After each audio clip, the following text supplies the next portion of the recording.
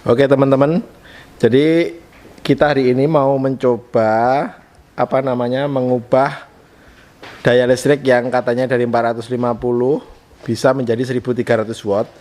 Jadi ada banyak video yang membahas tentang itu. Salah satunya nanti ada di sini di layar, teman-teman bisa lihat ini yang tak contohin.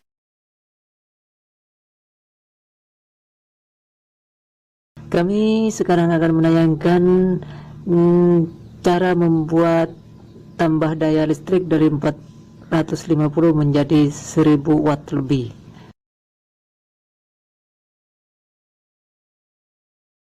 Itu dia menggunakan trafo semacam ini, sama. Kebetulan di lab saya punya tuh trafo yang ini ya. Ini di situ ada tulisannya 0, 110, 125, 220, 240. Nah, dia pakai trafo yang sama kayak ini. Lalu kalau teman-teman lihat di videonya dia menggunakan trafo ini untuk kata dia untuk meningkatkan daya dari 450 menjadi 1300 watt. Jadi di sana dia memberikan contoh menggunakan dua setrika jepret apa enggak. Nah, di sini nanti kita akan coba membuat rangkaian yang sama. Kita akan coba kasih beban juga, di situ ada setrika.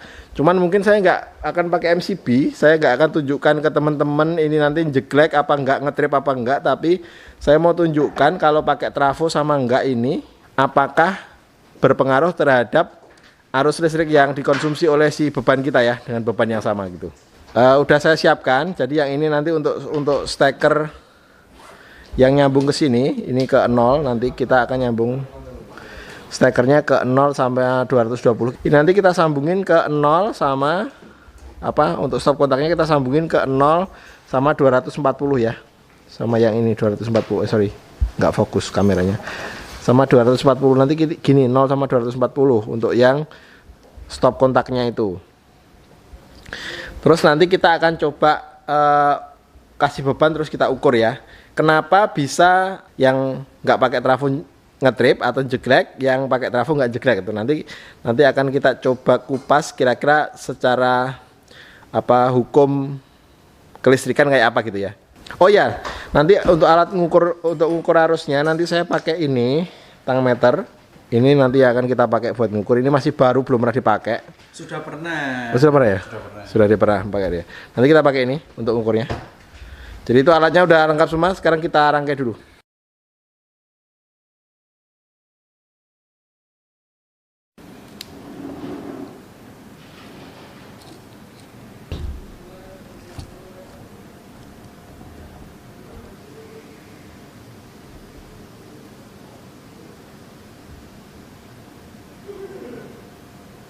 Oke, jadi kalau udah disambung kayak gitu teman-teman, jadi yang ini nanti ke listrik PLN, kita nyambungnya ke sana tuh, yang listrik PLN yang merah biru ya, ini kita sambungin ke 0 sama 220. Lalu yang ini itu juga yang ke searah sana itu ke 0 sama ke 240 ya. Jadi yang ini 0 sama 240. Terus nanti kita coba, kita singkirin dulu. Kita akan colok ini ke sini. Kita akan colok ke sini, ini listrik PLN. Kita akan colok ini ke sini. Ini ya. Semoga nggak petir ini kabelnya, soalnya agak oglak. Oglak ya, bahasa Indonesianya oglak apa? Agak oling. Kita colok ke sini. Nah, kayak gini ya. Dan ini dari sini listrik PLN masuk ke trafo. Terus trafo keluar, ini harusnya ini keluar ya dari sini ya. Kita ukur dulu yang ini hasilnya berapa, coba kita arahin ke VAC ya. Ini VAC ya. Jadi kalau rangkaian terbuka ini, kalau rangkaian terbuka dia 235 volt, tapi kalau listrik PLN-nya 220 ya. Jadi yang ini dari PLN 220, terus ini yang udah lewat trafo rangkaian terbuka dia jadinya 235 volt. Rangkaian terbuka. Jadi sekarang kita coba cek dengan beban, terus kita lihat arusnya ya. Ini V-nya udah ketahuan segitu. Nah, oke, jadi ini sekarang kita coba setrika ini di beban di sini. Di sini ya, setrika ya. Tak taruh setrika ini, setrikanya tak colok di sini.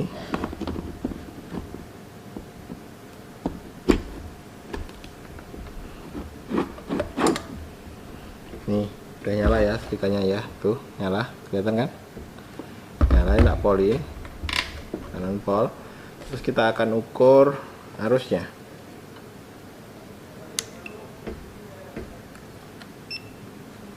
Ini ya, ini udah tak atur auto. Kita ukur di sini.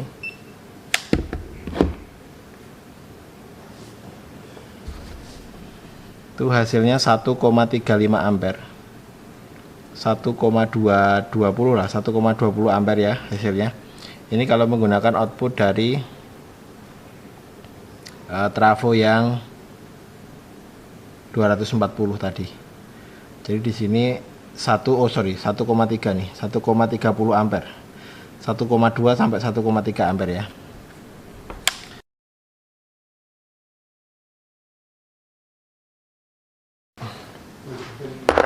Ini saya pakai stop kontak kayak gini teman-teman, tak sigar tengah supaya kita bisa ukur arusnya. Ini buat ngukur yang setrika tadi ke PLN.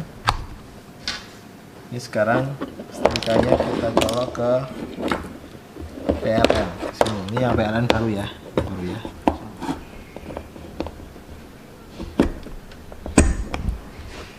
ini nyala. Nah, sekarang kita ukur.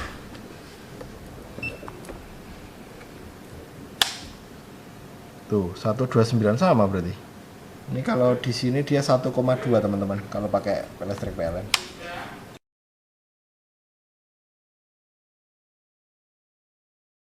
Oke teman-teman, jadi itu tadi hasil uji cobaku. Terus untuk bagaimana untuk penjelasannya secara teori, sebenarnya ada banyak sekali. Kalau teman-teman googling, ini aku googling nemu blog.ruangguru.com, ini rangkaian arus bolak-balik ya. Jadi teman-teman juga bisa pakai referensi lain. Di sini ada rangkaian RLC, yaitu resistor, induktor sama kapasitor ya. Jadi untuk rangkaian yang tadi di tutorial yang saya coba itu dia menggunakan rangkaian induktor. Jadi pakai yang ini ya, yang rangkaian induktor pakai yang ini. Jadi tadi hasilnya kalau V-nya dari PLN itu 220 terukur, lalu V dari setelah melalui trafo. Jadi rangkaiannya sebenarnya jadi kayak gini ya. Jadi kayak gini rangkaiannya. Jadi dia tadi rangkai listrik dari PLN, terus trafonya itu dipakai sebagai induktor karena dia kumparan kan di dalam. Maka dia output di sininya, output setelah melalui induktornya tadi kita ukur hasilnya adalah 235 volt.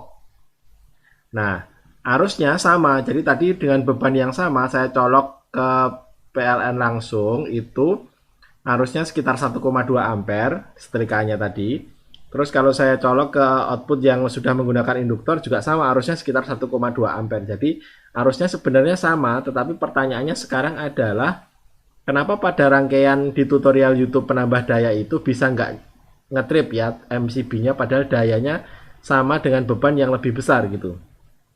Nah itu jawabannya ada di sini teman-teman. Jadi kalau teman-teman membaca referensi ini, jawabannya ada di sini. Jadi rangkaian induktor ini kalau dia dilalui arus AC, maka dia akan memberikan efek atau dampak ya.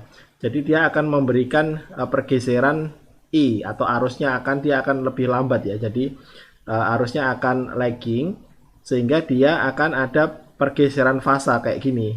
Seperti teman-teman lihat gambarnya. Jadi V sama I-nya itu tidak sefasa. Jadi menurut pengamatan saya secara pribadi, ini karena ada pergeseran fasa, maka waktu I maksimum itu tidak berbarengan dengan waktu V maksimum, sehingga dayanya akan lebih tidak besar ya. Karena kalau kita lihat misalkan dia rangkaiannya tanpa induktor, mungkin jadinya akan seperti ini. Jadi waktu I maksimal akan berbarengan dengan V maksimal. Sedangkan waktu kita menggunakan induktor ini ada pergeseran antara ada pergeseran fasa untuk I-nya, sehingga dia pada saat V maksimum dan I minimum ini tidak pada satu fasa, sehingga waktu V maksimum I-nya